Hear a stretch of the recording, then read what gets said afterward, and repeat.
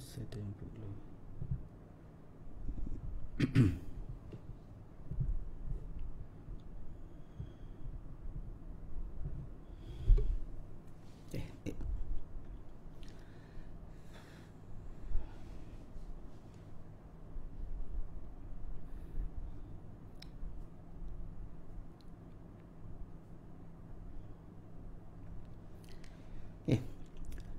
Assalamualaikum warahmatullahi. Bismillahirrahmanirrahim. Alhamdulillahi rabbil alamin. Nahmaduhu wa nasta'inuhu wa nastaghfiruh. Wa na'udzu billahi min syururi anfusina wa sayyiati a'malina. Man yahdihillahu fala mudhillalah wa man yudlilhu fala hadiyalah. Asyhadu an la ilaha illallah wa asyhadu anna Muhammadan abduhu wa rasuluh.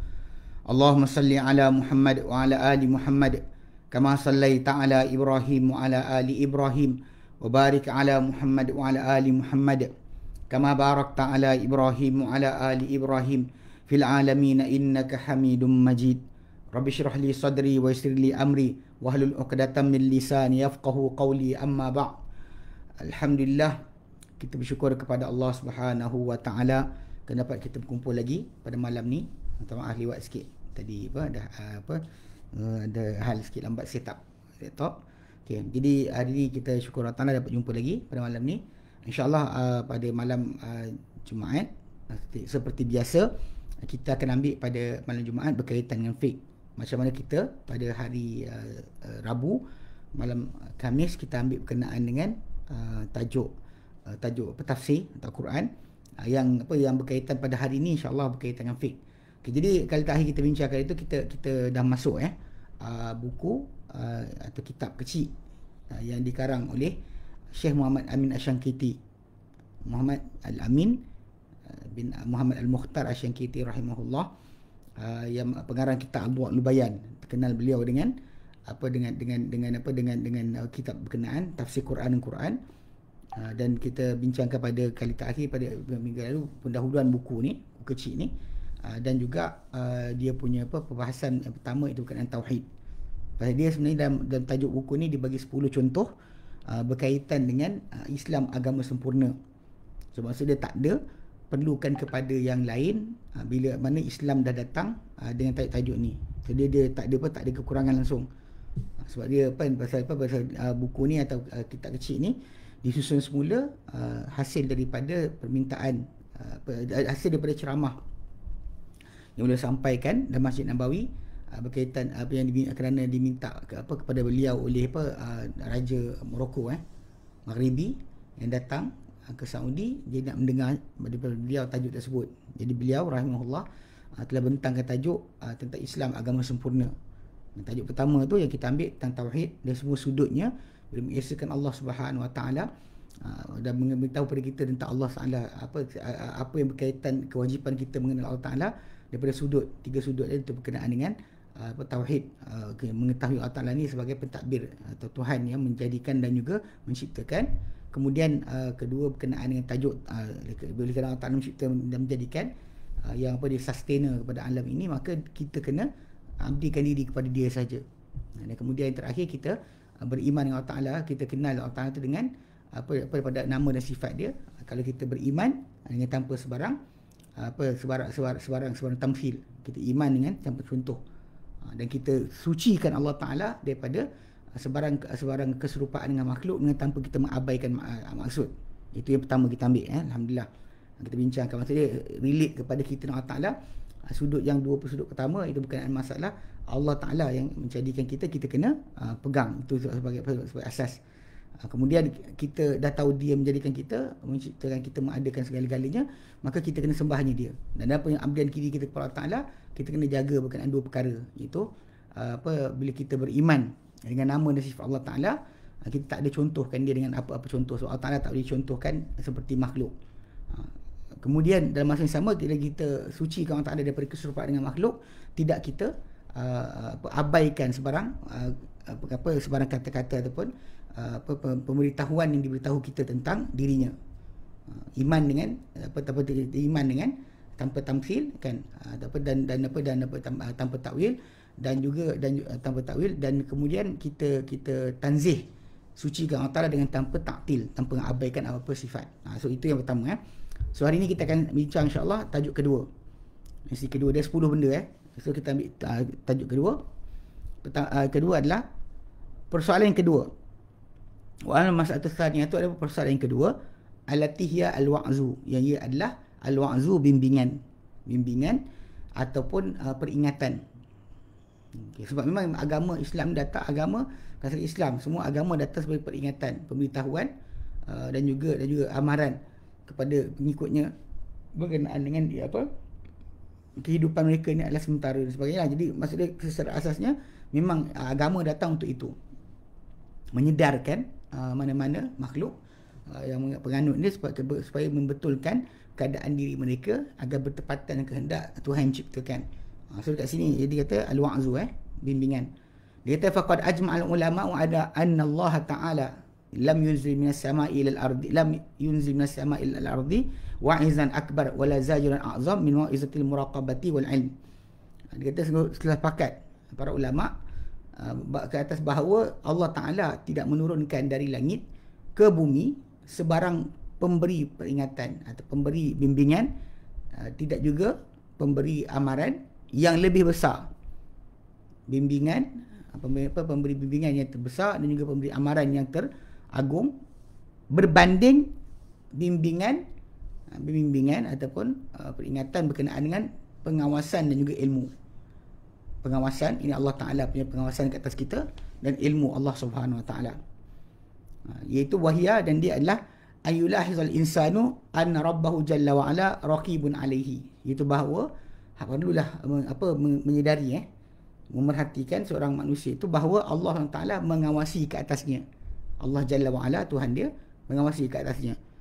Alimun bi kulli ma yukhfi wa ma yu'linu, mengetahui terhadap setiap apa yang dia sembunyikan dan dia siarkan. Apa dia sembunyi dan apa siar, semuanya Tuhan dia tahu.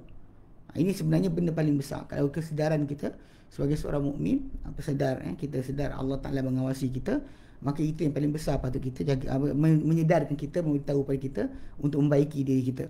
Okay. Dan dia kata wa darabal ulama, dan telah membuat para ulama lihadzal wa'izil akbar wa zajril a'zam, telah membuat para ulama bagi pemberi pembimbing yang terbesar dan juga pemberi amaran ataupun pengingat yang paling agung ni, masalan sebagai dengan satu contoh, yasiru bihil ma'qulu kal mahsus, jadi dengan contoh tersebut benda yang masuk akal kepada seperti benda yang boleh digapai, boleh dicapai, boleh dirasa.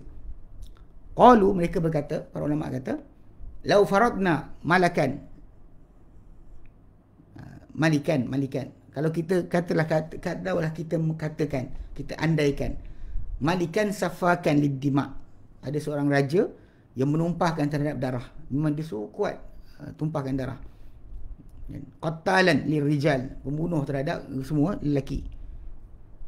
Syadidul batshi wan nakal, dan dia amat keras akan hukuman dan juga siksaan dia.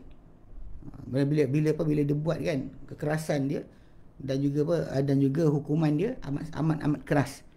Kekerasan dia amat keras. Jadi dia kalau dia buat apa-apa dia akan buat.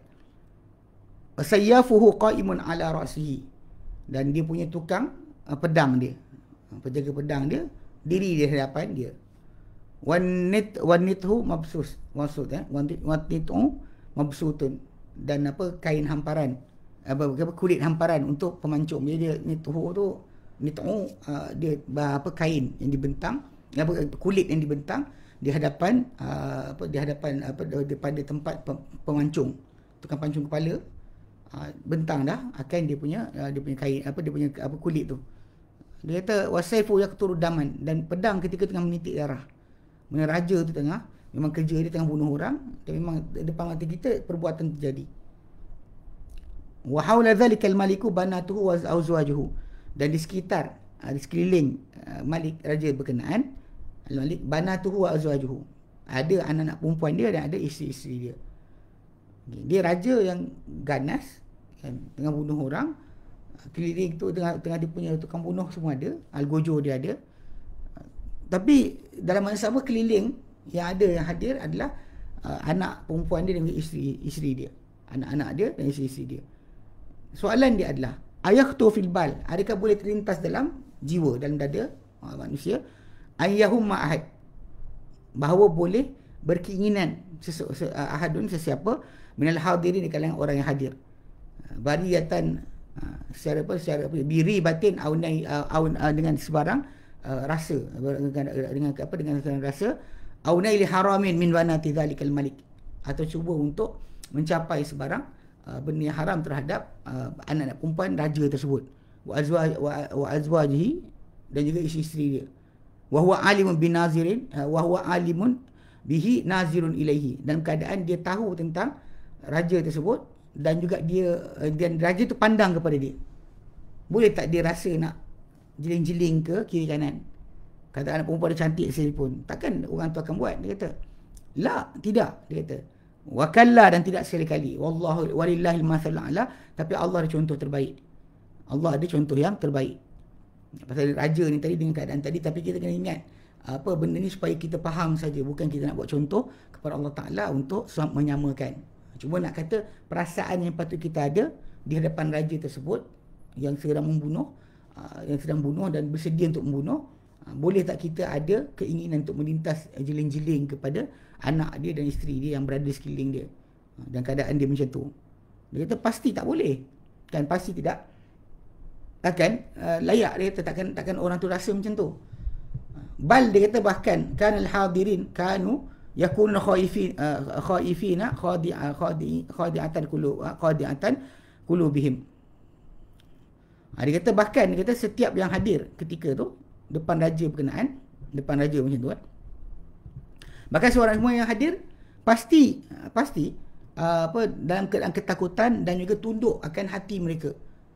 Khashi'atan ayunuhum, khashi'atan uyunuhum, khadi'atan qulubuhum, khashi'atan uyunuhum, tunduk kalbu mereka, dan juga dan juga khusyuk, senyap akan hati mata-mata mereka. Sakinatan jawarihum, dan juga menjadi tenang menjadi diam akan semua anggota badan dia, sebab raja tu depan dia buat macam tu. Ghayata amanihim as-salamatu, dan matlamat impian mereka ketika itu bukan sibuk tengok apa cantik, tapi pasti ketika itu sibuk dengan apa? Keselamatan diri mereka. Wala syakka, dan tidak ada syak. Walillahi mathalul a'la, dan milik Allah Ta'ala contoh yang lebih baik. Milik Allah lah, untuk Allah lah ada contoh yang terbaik. Anna Allah Jalla wa Ala a'zam ittila'an, bahawa Allah Azza wa Jalla wa Ala lebih agung akan jengukkan. Dia menjenguk kita lagi dahsyat. Wa awsa', dan lebih luas ilman, pengetahuan, min dhalikal malik, bani raja tersebut. Wala syakka annahu a'zamu nakalan, dan tidak ada syak bahawa Allah Ta'ala dia lebih agung akan dari segi siksaan, hukuman. Wa asyaddu batsyan, dan lebih dahsyat akan kekerasan.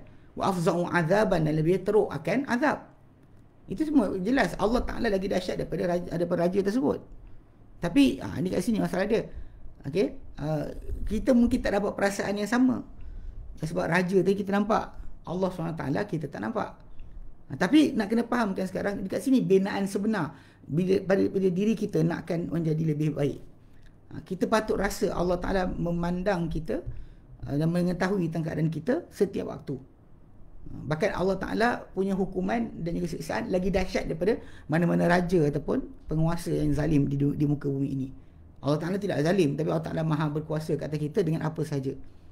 Ini kalau kita lihat macam kisah tukang sihir, ahli sihir Fir'aun yang berlawan dengan Musa AS. Kan bila diorang diorang dapat lihat bukti kebenaran Musa alaihissalam, yang Musa buat benda bukan sihir, dan diorang tahu itu bukan sihir. Ketika itu diorang jatuh sujud kepada Allah Subhanahu Wa Taala, menyerah dan juga mengisytiharkan keimanan mereka. Dan ketika mana mereka diugut oleh Firaun, Firaun marah pada mereka sebab masuk Islam atau beriman sebelum diizinkan. Sampai Firaun tuduh bahawa pastinya Musa alaihissalam adalah ketua mereka yang ajar mereka sihir.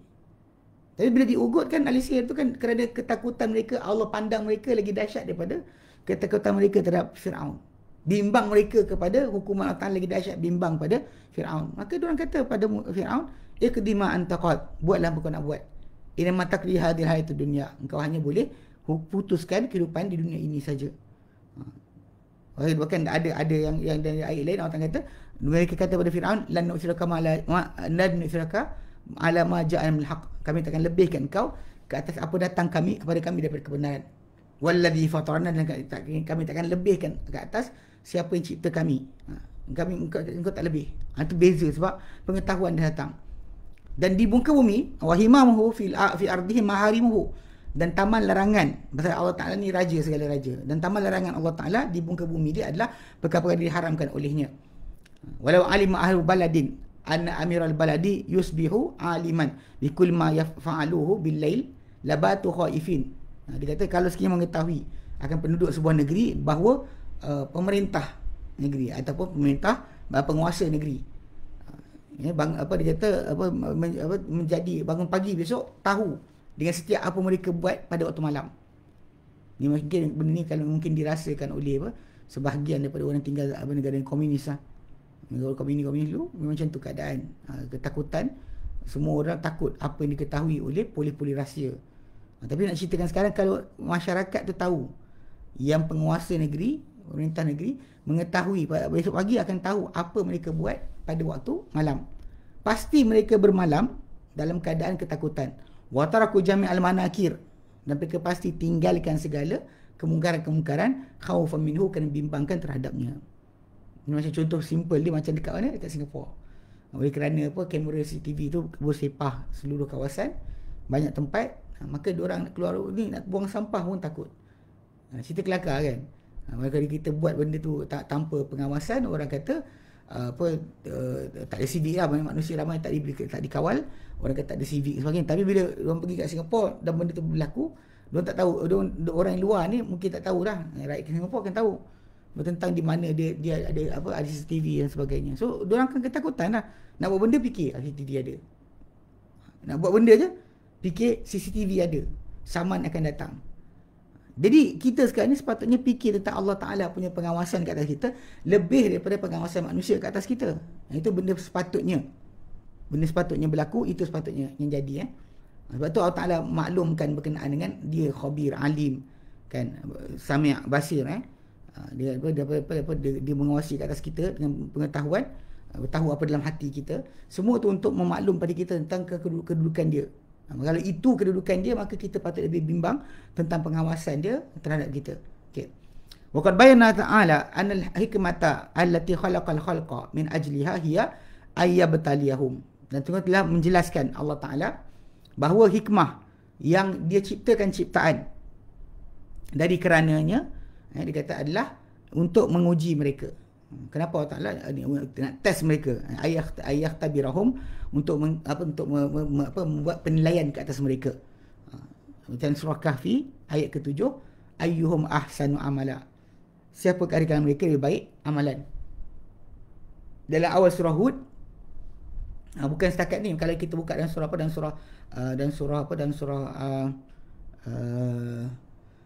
dan surah Al-Mulk kan, ayat kedua Allah Ta'ala kan ciptakan kematian kehidupan untuk uji manusia, siapa di kalangan mereka lebih baik amalan. Dalam surah Hud ayat ke-7 Allah Ta'ala nyatakan bukan setakat manusia tu, bahkan alam semesta dijadikan. Allah Ta'ala nyatakan wa huwal ladzi khalaqas samawati wal arda fi sittati ayyam, dialah Allah Ta'ala yang telah ciptakan samawat, seluruh langit, wal arda, dan juga bumi, fi sittati ayyam, dalam masa 6 hari.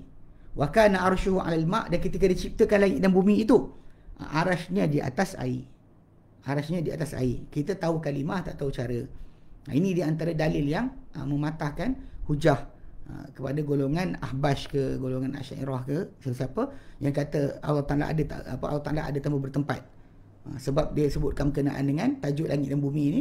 Memang langit dan bumi memang tidak ada bersama Allah Taala sejak awal. Tapi Allah SWT ada arash.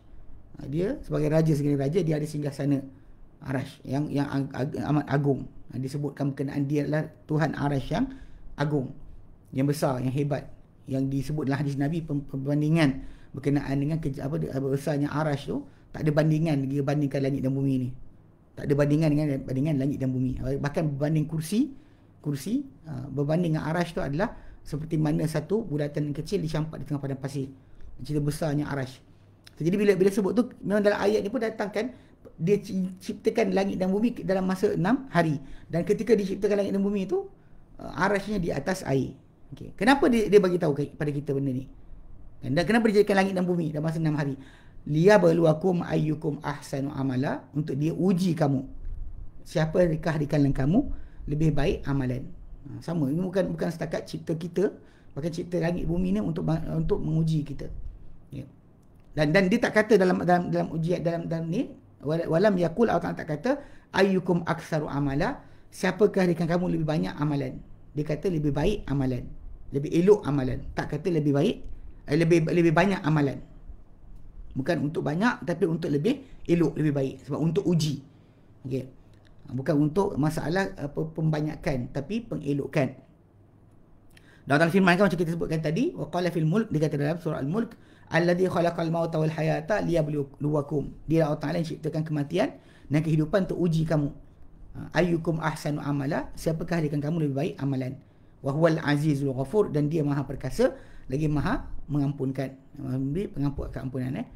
Dan dua ayat ni itu ayat surah Hud, ayat yang ke 7, dan surah Mud ayat ke 2. Wahatani ayatan tubayyinan murad min qawlihi, dia menjelaskan maksud daripada firman Allah Taala. Dan surah Az-Zariyat ayat 56 yang Allah nyatakan, wa ma khalaqtul jinna wal insa illa liya'budun, dan tidak aku ciptakan jin dan manusia kecuali untuk mengabdikan diri kepadaku, menyembah aku. So kalau kita kata sembahan menyembah Allah tu macam mana? Dengan keadaan ujian tadi. Ujian Allah Taala berikan untuk tengok siapa paling baik amalan. Allah sebutkan berkenaan masalah abdikan diri. Dalam abdikan diri itu ada ujian. Itu sebab bila kita kata so abdikan diri, cara dia adalah ujian yang telah berikanlah. Walamma kana hikmatu fil khalqil khalaiqi ikhtibar al-madhkur. Dan oleh kerana rahsia atau hikmah dalam penciptaan sekalian ciptaan adalah untuk ujian yang disebutkan. Arada Jibril lah, Allah telah ingin untuk Jibril ayubayyina linnas tariqan najah. Allah jelaskan kepada mahu Jibril alaihissalam menjelaskan kepada manusia atau orang ramai jalan keselamatan, jalan kejayaan. Fi dzalikal ikhtibar, dalam ujian tersebut. Faqala Nabi sallallahu Nabi maka berkata Jibril kepada Nabi sallallahu, akhbirni anil ihsan, beritahu aku tentang ihsan. Dan maksud dia, kalau kita kata dari ujian tadi, dekat sini tajuk yang sama. Sebab kita kata pemberi peringatan paling besar pada kita adalah pengetahuan kita tentang ilmu Allah dan pengawasan Allah Ta'ala kat atas kita. Dan memang bila ditunjukkan dalam hadis Jibril AS, bila dia jumpa Nabi depan para sahabat, dia tanya 3 soalan. Yang mula-mula sebelum dia tanya berkenaan tanda kiamat, dia tanya 3 soalan. Soalan pertama tentang Islam, kemudian tentang iman, kemudian tentang ihsan. Okay, so dalam soalan-soalan tersebut, yang pengakhir tu yang sebenarnya, yang ihsan itu. Yang ihsan tadi sebenarnya dia takkan diperolehi tiba-tiba. Tapi dia sebenarnya diperolehi dengan penggabungan di antara dua yang pertama. Itu bila seorang manusia tu melaksanakan arahan-arahan Allah Ta'ala yang menjadikan larangan dan perintah Allah Ta'ala, itu Islam tu, digabungkan ketika buat tu dengan keadaan beriman. Dia buat solat, dia lakukan solat, dia tunaikan zakat kerana iman, dia puasa kerana iman, semua sekali iman. Sebab tu Nabi SAW sebut man shoma Ramadan imanan, kerana beriman. Kan? Maksud dia bila sebut perbuatan fizikal tadi berserta dengan keimanan, barulah akan lahir apa? Yang ihsan. Okay, iaitu apa? Ai wa huwa allazi khuliqal khalqu li ajli ikhtibari fi. Ia adalah yang diciptakan akan ciptaan demi ujian padanya. Fabayyana, maka menjelaskan Rasulullah sallallahu baginda SAW, anna tariqal ihsan, bahawa jalan untuk ihsan adalah hadha zajril, hadha jalan ihsan az-zajrul akbar, bahawa jalan ihsan itu adalah pemberi peringatan yang terbesar, wal wa'izul a'zam, dan juga pemberi bimbingan yang teragung, al-madhkur yang kita sebutkan, iaitu apa? Pengawasan Allah Ta'ala kata kita. Faqala, maka Nabi SAW bersabda, huwa, ihsan itu adalah an ta'budallaha ka'annaka tarah, bahawa engkau mengabdikan diri kepada Allah Ta'ala seolah-olah engkau melihatnya. Engkau abdikan diri macam engkau nampak Allah. Fa illam takun tarahu, kalau sekiranya engkau tidak pun melihat Allah Ta'ala, fa innahu yaraka, engkau tahu dia melihat engkau. Mana kalau kau tak lihat dia pun, dia lihat engkau. Kau tahu mana perasaan tu kena ada dalam diri. Walihada la taqlub waraqatan min al-mashafil karim. Dia kata kerana ini, kalau la tuqallibu waraqatan min al-mashafil karim. Dia kata kerana ini kau tidak buka, tak selak, tak selak sebarang muka kertas daripada mashaf yang mulia, illa wajadta fiha hadzal wa'iz, kecuali engkau pasti dapati akan pemberi bimbingan yang agung ini. Pemberi bimbingan agung ni yang Allah nyatakan berkenaan tajuk ni kan, tentang bimbingan tentang Allah memerhatikan kamu, Allah mengawasi kamu, Allah lihat kamu buat apa. Contoh dalam surah Qaf ayat 16 sampai 18. 16 sampai 18. 16 dan 18 Allah nyatakan, walaqad khalaqnal insana, dan demi sungguh kami telah ciptakan akan manusia, wa na'lamu ma tuwaswis bihi nafsuh, dan kami tahu apa yang diwaswaskan dalam diri dia. Apa dalam diri dia kami tahu, Allah Ta'ala kata, wa nahnu aqrabu ilaihi min hablil warid, dan kami lebih hampir kepada dia berbanding hablil warid, urat yang turun untuk laluran darah yang tengkuk ni, hablil warid. Idh yatalaqal mutalaqiyan anil yamin wa anil shimal qa'id, ketika bertemu daripada kanan kiri ada yang duduk. Ma yalfidu, dan bila malaikat tu hadir kat situ mencatatkan, ma yalfidu min qaulin, tidak dia melafazkan daripada sebarang kata-kata, illa ladaihi raqibun atid, kecuali di sisi dia ada raqibun yang mengawasi, lagi atid yang mencatatkan. Ada yang mengawasi lantas mencatatkan. Itu malaikat. Itu nama, bukan nama malaikat, itu kerja dia. Bukan raqib atid, dua malaikat.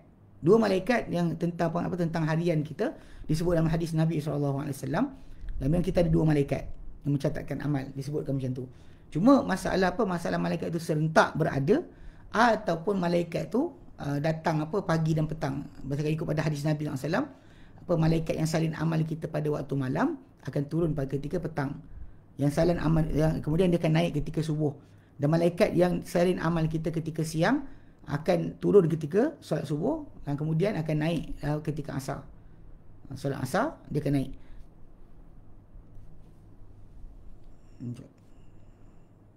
Okay. Dia akan naik ke atas. Dia akan naik. Mana dia punya pusingan dia macam tu. Cuma masalah adakah akan hadir sekaligus serentak dua-dua? Ini masalah dia. Pasti yang kita kata masalah yang dibahaskan para ulama lah. Berkenaan dengan dua, betul. Dua malaikat akan hadir, dua malaikat. Mana kalau tu siang satu, malam satu. Siang satu, malam satu.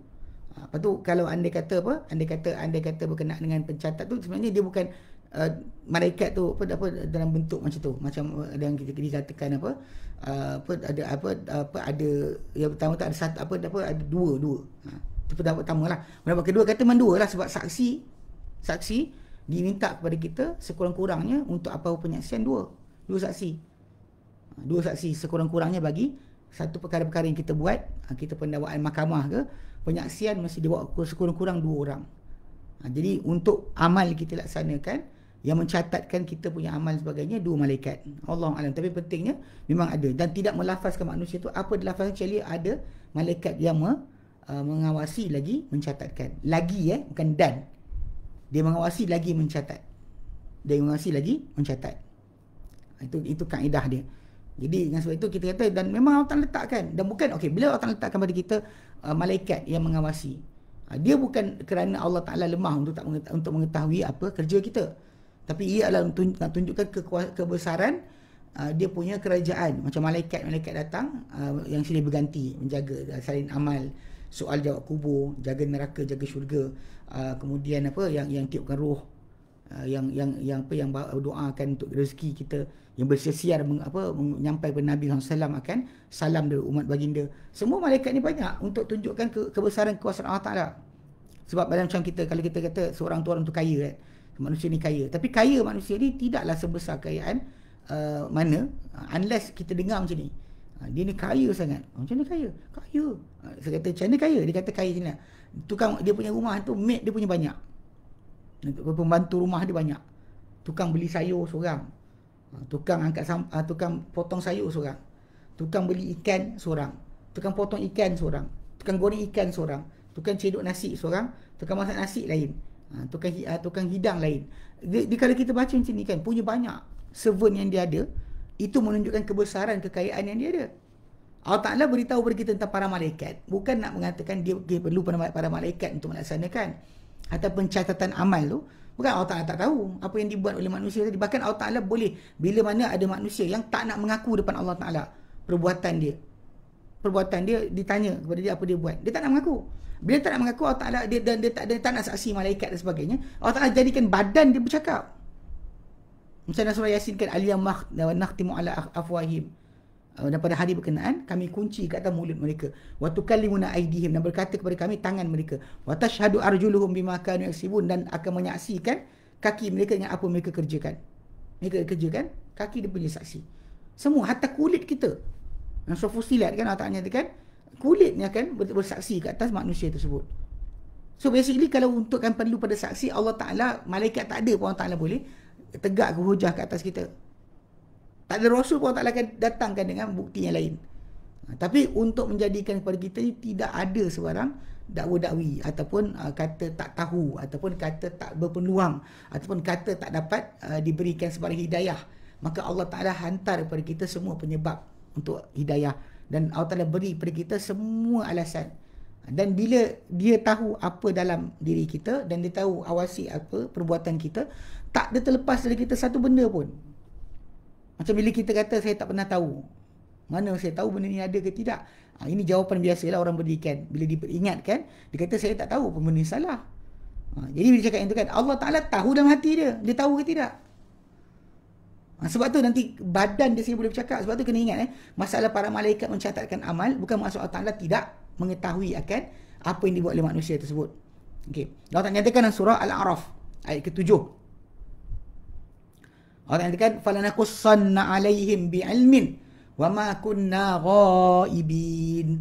Dan kami pasti akan cerita, pasti sungguh-sungguhnya kami akan ceritakan ke atas mereka dengan pengetahuan, dengan ilmu. Kami akan tunjukkan balik, bagi tahu mereka apa mereka buat tu dengan pengetahuan. Dan tidaklah kami ghaib. Kami tak pernah ghaib.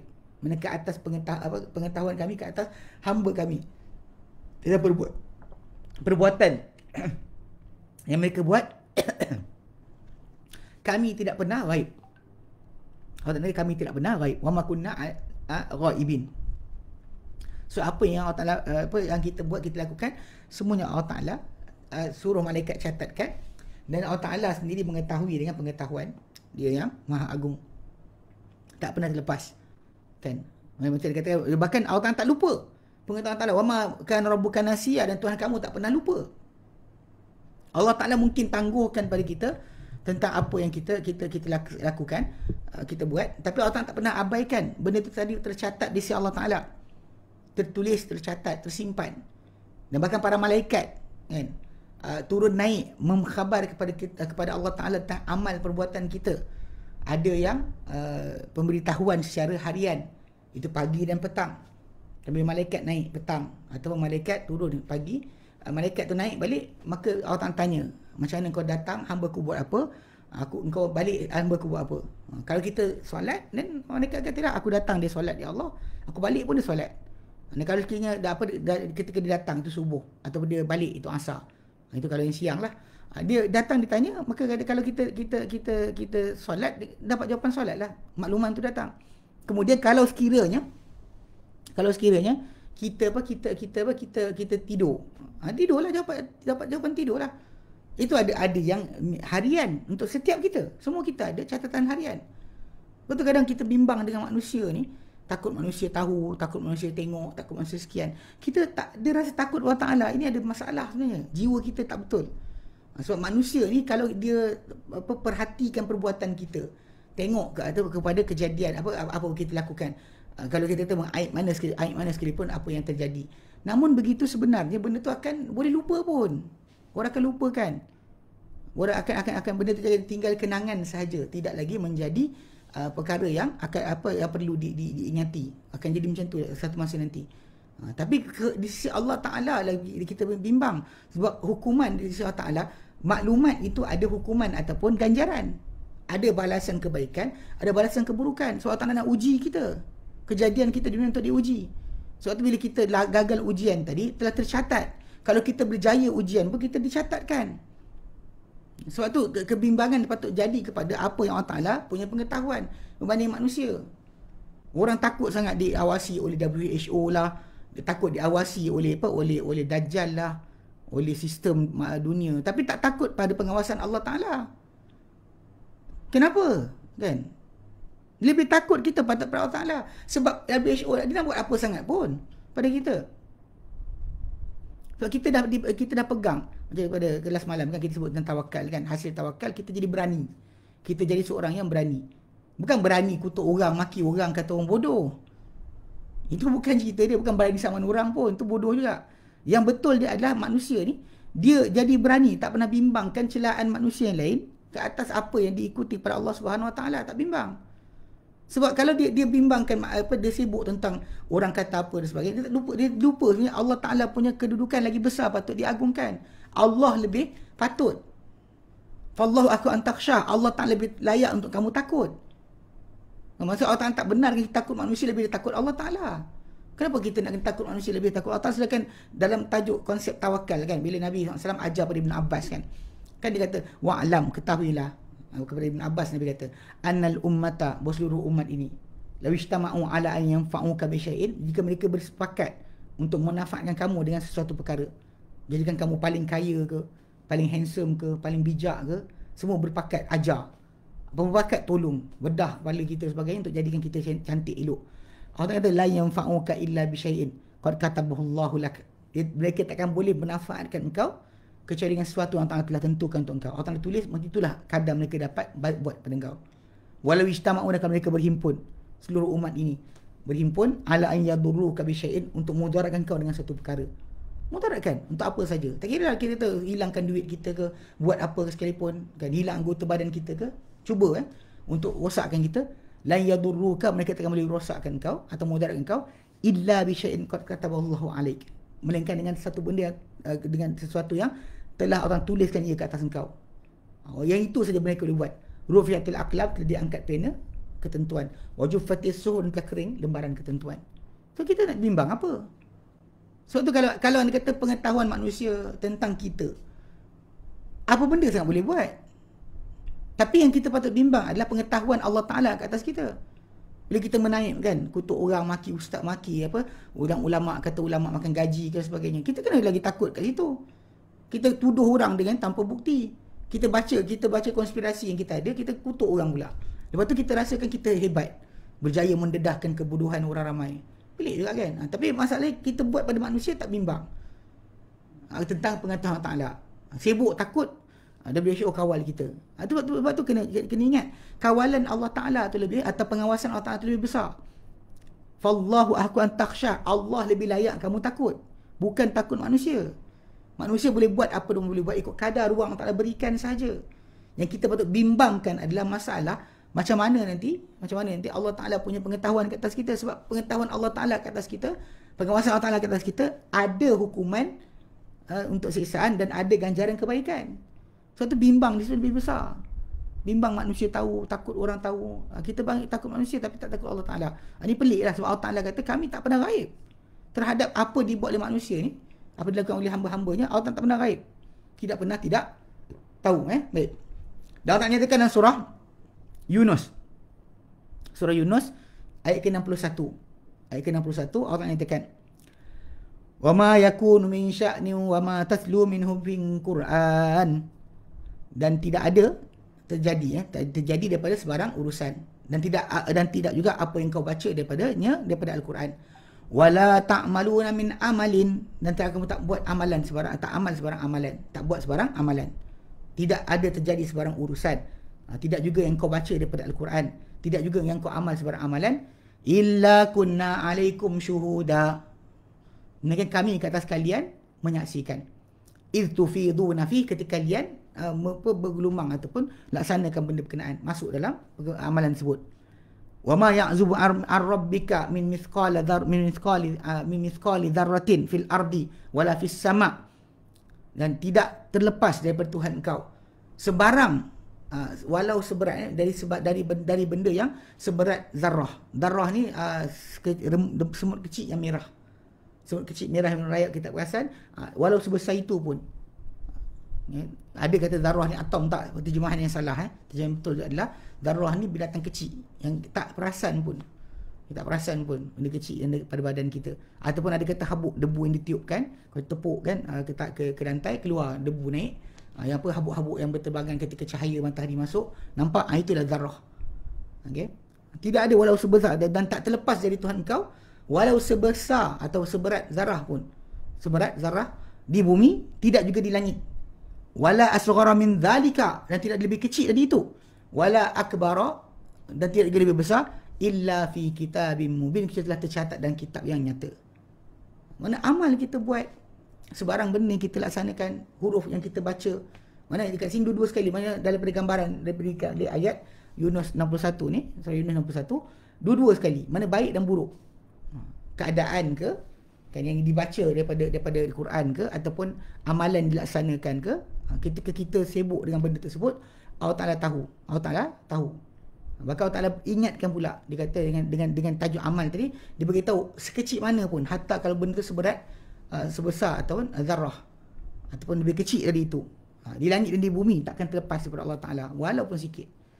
Dia nak beritahu pasal pengawasan ini. Kita kebimbangan kita lebih terpatut pada tajuk ini. Mata kita menjeling.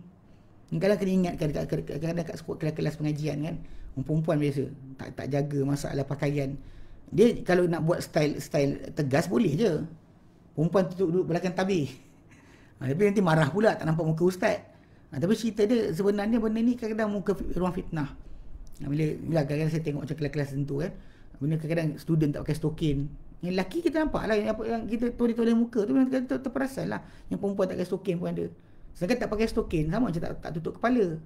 Ini tak ada khilaf masalah kata apa, pendapat mazhab Hanafi tu. Dia sebutkan berkenaan dengan benda sibuk harian, ketika kesibukan terdedah, tengah sibuk terdedah, memanglah. Tapi ketika waktu yang tidak sibuk, yang kita buka buat apa? Ketika bergegaskan sibuk buat kerja, terselak sikit, saya faham. Tapi ketika tidak ada masalah, pergi buka, kenapa? Kata ada khilaf. Betul kata ada khilaf. Ketika kesibukan lain, ketika tak sibuk tu benda lain lah pula. Kenapa keadaan disamakan? Memang kadang-kadang kesibukan tu akan terselak perempuan punya tangan sampai separuh lengan ke, ketika kesibukan buat kerja. Bukan datang dia pergi pakai baju tak cukup macam tu depan orang ramai. Apa ni? Betul kata ada khilaf kan? Itu bukan cara kita beramal dalam agama. Itu kita tatabbu'ur rukhas, mencari-cari kelonggaran. Mana ada khilaf para ulama, dia datang dengan mazhab baru. Macam dia kata mazhab Abu Hanifah, boleh perempuan lafazkan sendiri nikah, bukan perlu pada wali. Tapi saksi mesti ada. Dan mazhab Maliki pula kata boleh untuk pernikahan terjadi oleh wali walau tanpa saksi. Digabung dua baru apa? Tak payah siapa. Dia dengan perempuan tu sendiri boleh nikah. Ini tanpa wali, tanpa saksi. Dua-dua sekali berlaku. Dia kahwinkan mazhab tadi sampai jadi mazhab baru, bagi talfiq mazhab. Dia keluarkan pendapat baru. Ini benda ni bahaya. Sebab macam tadi lah, macam kes macam khilaf berkenaan aurat. Kita belajar tu untuk tahu, bukan untuk beramal. Sebab kalau daripada nas para sahabat Nabi SAW, tidak melampaui muka dan tangan sahaja yang terdedah ketika keperluan. Walaupun terdedah muka kan. Kita bukan boleh tenung pula. Tengok perempuan tu buka muka kita tenung. Tak boleh. Masih tak boleh pun. Cuma dia tak wajib tutup. Tapi kita tak boleh. Tak perlu tengok. Sebab Nabi tolak muka Fadl bin Abbas. Ketika Nabi selesai daripada pelaksanaan ni dalil yang digunakan oleh Syekh Albani rahimahullah untuk mengatakan bahawa menutup muka tu tak wajib. Tak wajib. Tapi buat itu sunnah. Bukan pula kata tutup muka tu melampau. Itu gila pula. Tutup muka niqab tu dia kata melampau, itu salah. Tapi nak ceritakan tak wajib tidak wajib, betul. Sebab apa dia hujahkan dengan ketika Nabi SAW berada di Mina, dan selepas daripada melontar, menyembelih, bercukur, dah buat 3 perkara, so Nabi pakai baju biasa, boleh pakai berjahit dan sebagainya. Cuma lepas buat benda ni, cuma tak boleh persetubuhan je. Nikah menikahkan menjadi wali ataupun menjadi orang yang dinikahkan, tak boleh. Nikah tak boleh. Tapi yang lain semua halal. Minyak wangi halal, pakaian baju berjahit halal. Jadi Nabi kan duduk atas unta, mendengar orang ramai punya pertanyaan. Orang datang, ya Rasulullah, aku dah buat sekian, tak buat sekian. Dia berkata buat, tak perlu masalah. Orang datang tanya kan. Bila Nabi beritahu macam tu, if'an la haraj, kan tertib pada hari ke-10 tu. Ikut Nabi buat, betul. Kita faham. Nabi pergi bergerak daripada Muzdalifah ke Mina pagi tu. Sampai di Mina, Nabi melontar, menyembelih dan bercukur. Kemudian ketika tu dah selesai lah tahalul awal. Ketika tu Nabi pakai baju biasa dah. So di atas unta Nabi jawab soalan orang ramai. Tapi ketika tu kisah dia, Fadl bin Abbas, Nabi punya sepupu, abang pada Ibn Abbas kan. Dia duduk sebelah kanan Nabi. Betul, sebelah kiri tu ada seorang perempuan. Dia duduk macam inilah, lelaki perempuan tanya soalan. Jadi ada budak perempuan tepi sini, cantik. Yang ni pun handsome. Dia tengok kawan ni, budak perempuan tu ada. Jadi Nabi tolak muka Fadl Ibn Abbas, Nabi tolak muka dia. Kemudian tengah cakap dia tengok lagi, Nabi tolak lagi muka dia. Sampai last sekali dia kata, ya Rasulullah, apa pasal kau tolak muka anak pak saudara kau? Dia cakap macam tu pada Rasulullah SAW. Rasulullah SAW jawab, Rasulullah kata, aku lihat lelaki muda, perempuan muda, aku bimbang kat atas mereka syaitan. Itu maksud dia, memang Nabi tak suruh perempuan tu tutup muka. Tapi yang ni gatal tengok juga buat apa? Dia bukan halal pun dia tengok. Sekalipun dikatakan ada khilaf, bukan maksud awak pergi pilih pendapat yang paling ringan dan buka semua badan awak. Siapa ada seorang perempuan tulis itu? Dia buat kononnya apa? Ada khilaf. Ada khilaf bukan maksud awak pilih yang tidak berjaga-jaga. Awak pilih yang paling betul, paling kuat dengan contoh macam kalau benda tu dipercanggahkan, buat benda yang duduk di pihak diam. Contoh macam cover yourself kan. Semua sekali dua semua akan diam. Tapi kalau kita buka saja, A kata tak boleh, B kata tak apa. Tapi kalau kita tutup, dua-dua diam, tak cakap apa. Bukan maksud dia kita ngangakan buat wajah kita, itu maksud tajuk dia. Jadi basic ni kena jaga sikit. Saya perhatikan banyak orang tak ada warak kat sini. Dia baca-baca berkenaan dengan fatwa-fatwa, kemudian dia kata khilaf. Ada khilaf Syekh. Khilaf itu bukan dalil. Khilaf bukan dalil. Khilaf adalah pemberitahuan berkenaan masalah benda tadi. Kalau orang tu tak tahu atau tersilap, maka insya-Allah tidaklah berdosa. Itu maksud dia. Bahkan kalau contoh macam dalam kes masalah solat kan, benda khilaf tadi tak membatalkan solat, tidak membatalkan akan solat. Itu tajuk dia. Bukan maksud dia kita ambil untuk jadikan dia sebagai amalan harian. Itu pelik jugalah, Allah alam kan. Jadi maksud dia kalau kita ikut pada amalan kan yang kita buat, kita buat benda-benda tadi. Macam kena mata lah, ni kata mata. Orang lain tak nampak. Allah Ta'ala tahu akan khainatul a'yuni. Khainatul a'yun, mana pengkhianatan mata. Disebut pengkhianatan mata ni adalah apa yang dilihat oleh manusia tu secara apa? Jelingan mata, hujung ekor mata dia. Dia macam tengok lepas tu larikan mata dia. Tapi dia jadi tengok balik. Benda tu tadi orang ramai mungkin tak perasan. Kena pula pakai mata hitam. Lagi orang tak nampak. Tengok apa? Yang haram ke yang halal semua tak tahu. Tak tahu siapa tahu dia tengok halal ke haram. Tapi kat sini kita pengawasan Allah Ta'ala tu patut kita bimbang. Yang kita sekarang ni patut bimbangkan tentang Allah Ta'ala punya pengawasan kat atas diri kita. Macam zaman PKP ni kan, ada apa Betul Had kirim pada saya satu keratan akhbar yang menyatakan bahawa pada musim PKP ni 3 atau 4 daripada 10 orang terlibat atau terjebak dengan pornografi. Ini pun sama, ini tajuk asal tadi lah. Kebimbangan kita adalah kepada Allah Ta'ala. Manusia memang tak tahu, tapi kita bersendirian dengan diri kita seorang-seorang, tak ada siapa tahu kita buat apa, kita tak bimbang pengawasan Allah Ta'ala. Ini masalah. Itu yang kita kata kesan ibadat tu tak ada. Kesan ibadat, sebab ujian Allah Ta'ala beri pada kita nak tengok amalan kita lebih baik. Dan amalan yang baik tadi, ujian dia tadi berlaku dengan kita dituntut untuk merasakan dan mengetahui dan juga merasakan. Bahkan beramal dengan beriman dengan dan beramal dengan Allah Ta'ala mengawasi kita, dan Allah Ta'ala juga mengetahui akan kita. Allah tahu, Allah awasi. Itu benda paling dahsyat lah. Sebab tu itulah benda tinggi yang kita kejar. Bila kita beramal, amalan Islam dalam keadaan beriman, kita mengejar untuk dapat ihsan. Dan diri kita kena ada perasaan tu, rasa diperhatikan oleh Allah Subhanahu Wa Taala. Ini sering kalau kita bulan Ramadan kita ingatkan tentang tajuk takwa. Takwa adalah asas bagi tuntutan ibadat. Suruh berpuasa untuk takwa, ibadat untuk takwa. Tujuan dia adalah supaya kita rasa takwa. Dan takwa tu adalah kita tinggalkan diperintah yang dilarang, buat yang diperintah, tinggal yang dilarang kerana Allah Subhanahu Wa Taala. Dan lebih tepat adalah pengawasan dia. Pengawasan dan juga pengetahuan tentang diri kita. So macam itulah keadaan zaman sekarang ni. Maksudnya kalau andai kata kita kata diri kita boleh cakap apa kita nak, atau kita boleh buat mudi ke benda tak patut, kita tak patut cakap, kita cakap. Lepas tu kita bagi alasan ini itu dan sebagainya. Saya sekian. Tapi benda tersebut Allah Ta'ala tahu perbuatan kita, Allah tahu apa dalam hati kita. Itu menyebabkan sepatutnya kita bimbang dan takut dengan melaksanakan membuat kemungkaran. Dan Allah Ta'ala sebut dalam surah Hud ayat ke-5. Okay. Allah Ta'ala katakan, ala innahum yasnuna surahum liyastaghfu min. Ketahuilah bahawa mereka tu memeluk atau membungkukkan akan dada mereka untuk liyastaghfu min, supaya mereka bersembunyi daripada Allah Ta'ala, daripada dia. Ala hina yastaghshuna thiyabahum, ketahuilah bahawa ketika mereka menembalikkan akan pakaian mereka, tutup, tak nak tahu, tak nak siapa tahu. Ya'lamu ma yusirruna wa ma yu'linu. Allah Ta'ala tahu apa mereka sembunyikan, apa mereka isytiharkan, apa mereka siarkan, apa mereka sembunyikan, Allah Ta'ala tahu. Tak usahlah sibukkan dalam diri kita. Semua orang boleh cakap, saya tak ada niat, saya berdiri sekian, tujuan saya adalah sekian. Lidah kita berkata apa, semua yang Allah Ta'ala catatkan. Tapi jangan lupa Allah Ta'ala mengetahui, innahu alimun bidzatis sudur, dia Allah Ta'ala amat mengetahui tentang apa isi dalam dada. Within your heart, apa dalam dada kita ni, semua Allah Ta'ala tahu. Sebab tu kalau nak malulah kepada Allah Ta'ala. Sebab tu peringatan paling besar, tak payahlah pergi. Kadang saya tengok macam ni lah, banyak orang kadang-kadang bab nak rasa takwa, nak dapatkan iman yang tinggi. Ada dekat manusia kita ni pergi, sanggup masuk dia banyak bukit, pergi Gunung Jerai lah, bertapa dekat Gunung Jerai, apa lagi, masuk dalam telaga. Baru ni saya dapat tahu ada hamba Allah Ta'ala, dia masuk dia memang pernah ikutlah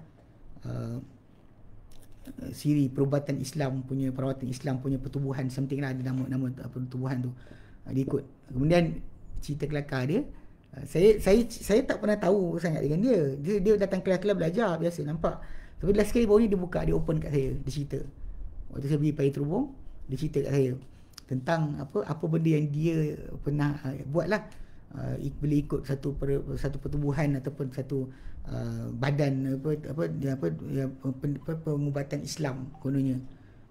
Jadi saya tanya dengan dia, entah dah masuk tangan dalam buaya ke? Saya cakap macam tu. Lepas dah ustaz, dia kata, saya masuk dah.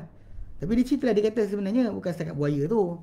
Buaya tu satu, kemudian ada yang lain macam tu, macam masuk perigi buta, duduk diam dan tu berzikir, tunggu untuk datang iman dan sebagainya. Banyak orang cari benda macam ni. Tinggalkan, tak nak makan, tak nak sekian, asingkan diri.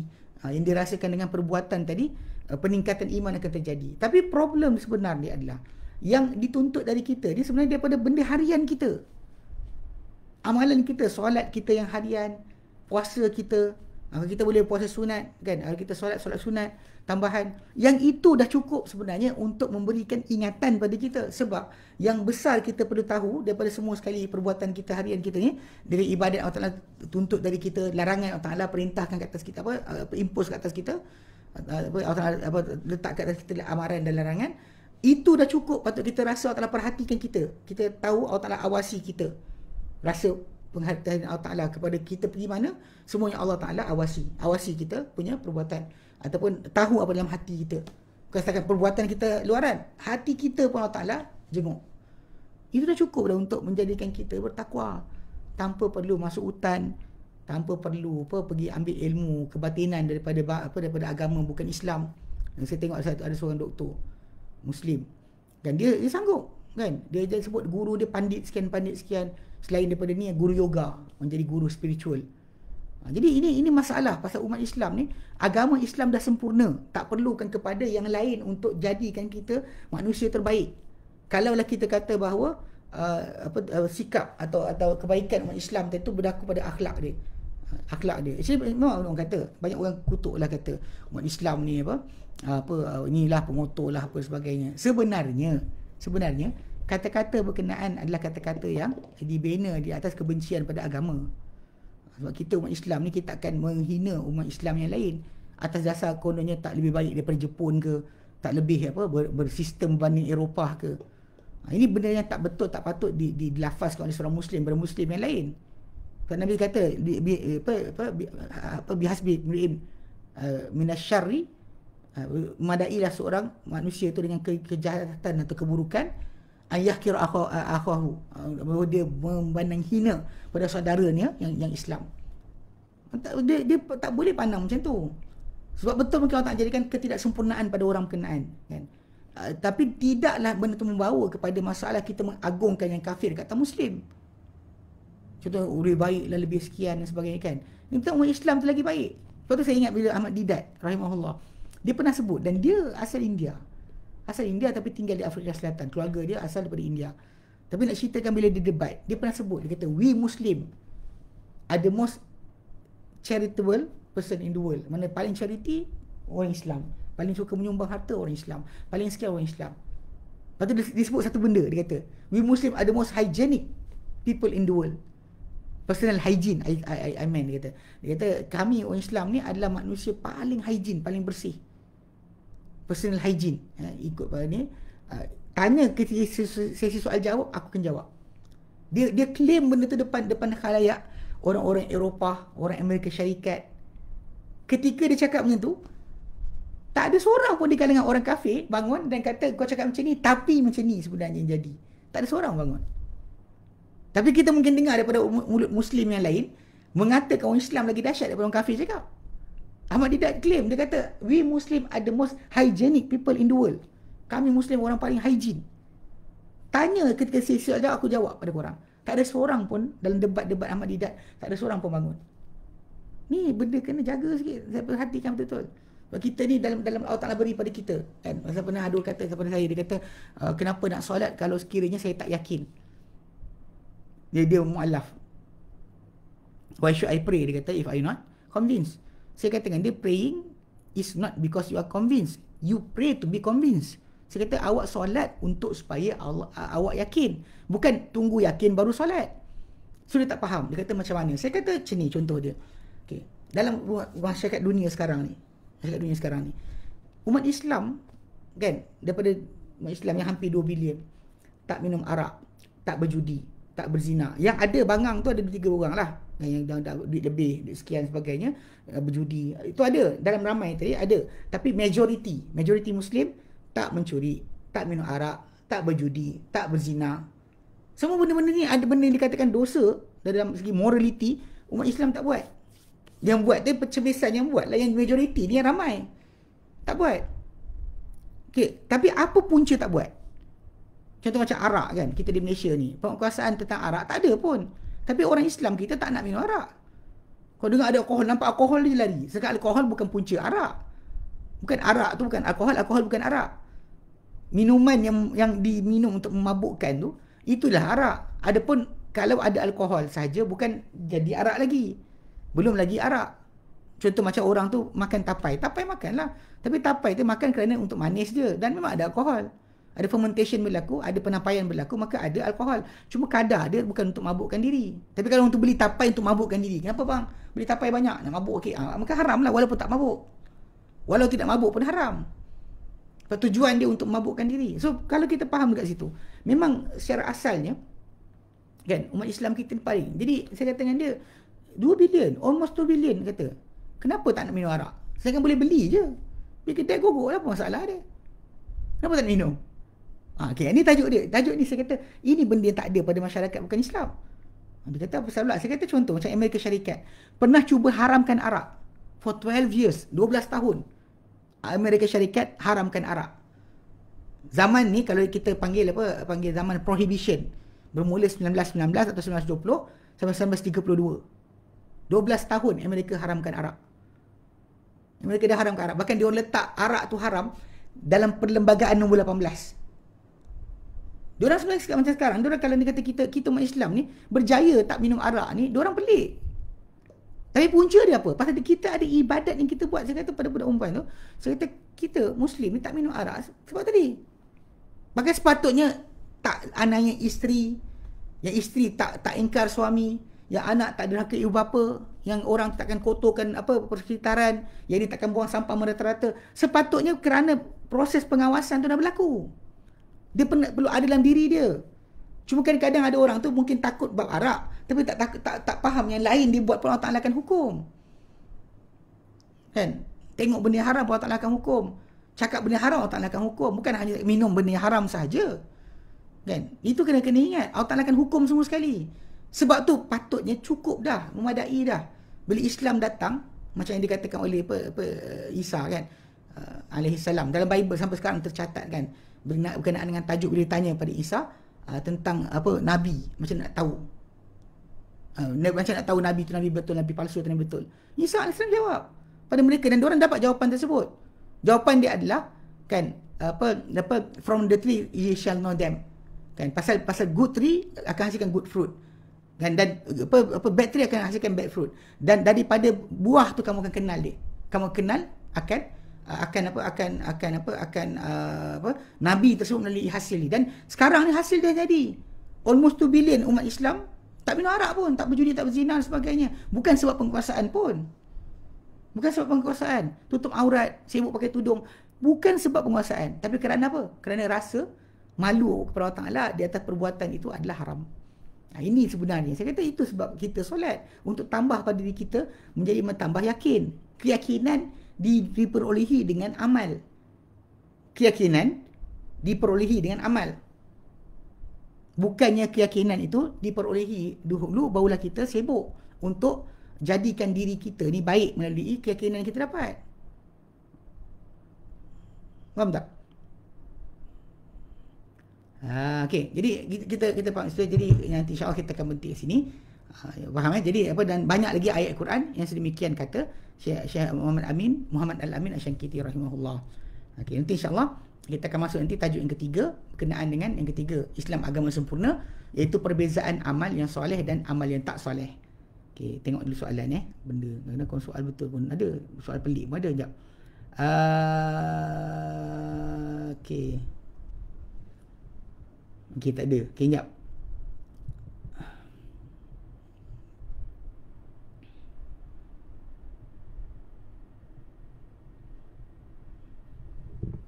Sekejap, dia soalan dia kata okay, dia kata An Abi Sa'id Al-Khudri radhiyallahu anhu qala kunna natanawabu Rasulullah sallallahu fa nabi fa yabitu indahu takul lahu haja aw yatrukuhu amrun min al-laili fa yabitu ya wa kunna natahaddathu fa raja'a alaihi wasallam min al-laili fa qala hadhihi an-najwa alam anhakum ani najwa qala kunna natubu ila Allah ya nabi Allah inma kunna fi dzikri masih kata faraqan minhu faqala la akhbirukum bima huwa akhwahu min masih indi faqala kunna bala qala syirkul khafi an yakum rajulu al amal lima kan rajulin. Jap, ini baik siapa Jap.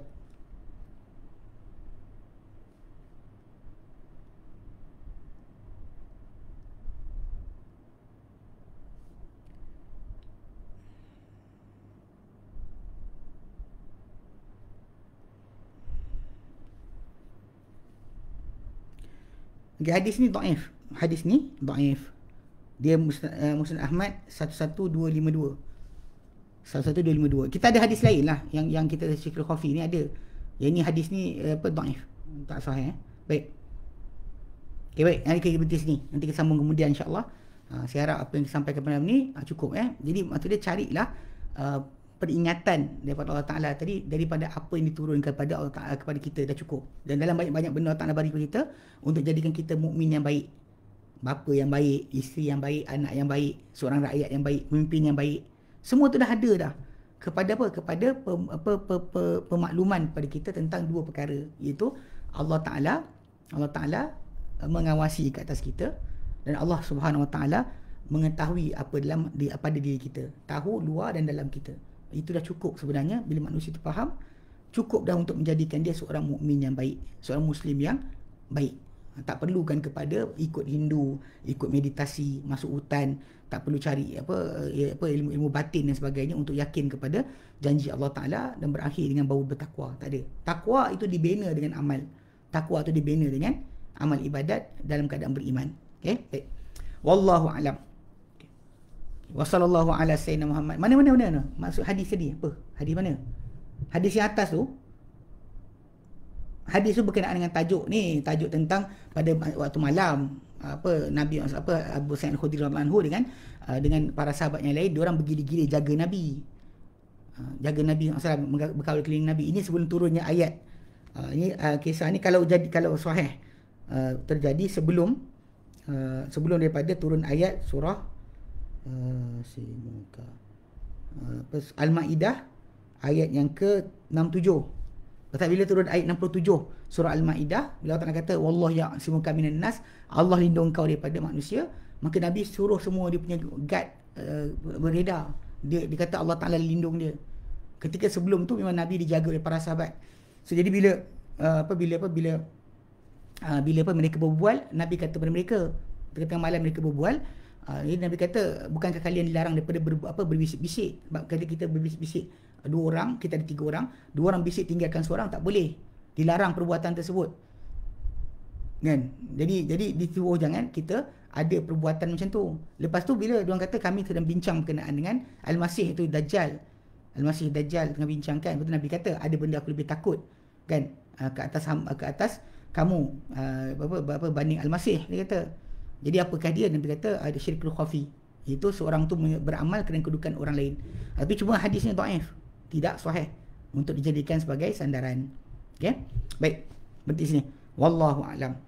Okey. Wa sallallahu ala sayyidina Muhammad wa sallam alhamdulillahirabbil alamin. Subhanaka wa bihamdika asyhadu an la ilaha illa anta astaghfiruka wa atubu ilaik. Assalamualaikum warahmatullahi wabarakatuh.